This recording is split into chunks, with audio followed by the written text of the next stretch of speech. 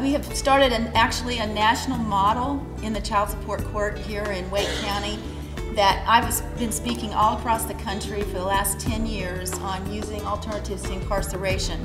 I thought we'd take a look at, what could we do in hopes of changing the way the court was looking at these cases.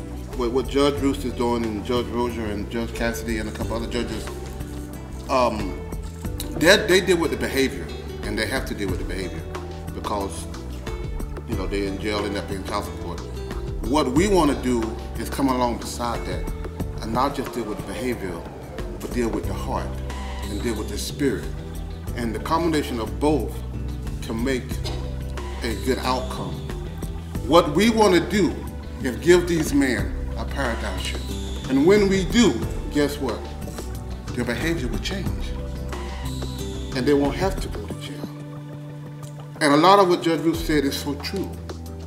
It's because if you don't have a father in your life, you've never had a father, you don't know what it is to be a father. I've had several guys who tell me, I want to be a father, but I don't know how. And one of the things that I've observed being a judge in that particular courtroom is that how much wasted potential sits at the Wake County Jail. How much wasted potential. When I went into this program and she offered this program, she told me, she said, Mr. Bailey, she said, I want to see you successful. You gotta want to be successful.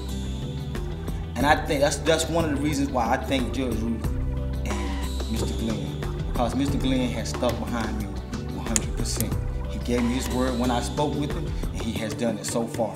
But I wanted to come back and actually be a part of my daughter's life. The program for me, it's helpful to have somebody who cares and who's going to stand behind you. But it's really nice to know that there's people that care and that actually that want to see you succeed and don't see this, like she said, deadbeat person who doesn't pay.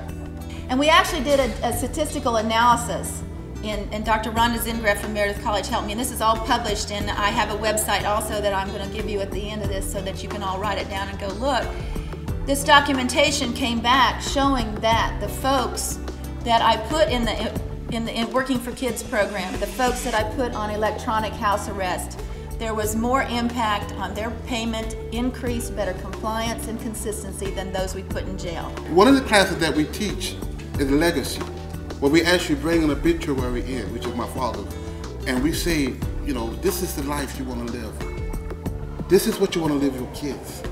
This is when you die, you want them to say, my daddy gave me the tools that I could survive in life. I don't think I can really do what I want to do in 8 weeks or 13 weeks.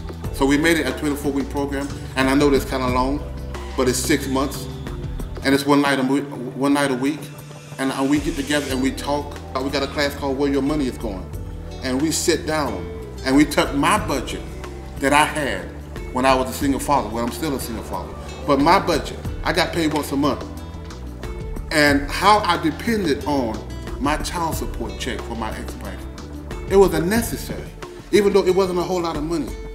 And by the time we finished the exercise, the guys understand that the money is not just going to pay for her nails or to get her hair done. It's going to pay for the light bill. It's going to pay for the rent. It's going to pay for the mortgage. It's going to pay for the insurance. It's going to pay for food, for clothes. That's where the money is going. We cannot work miracles in court, but we can be a guiding force in the lives of those who want to change.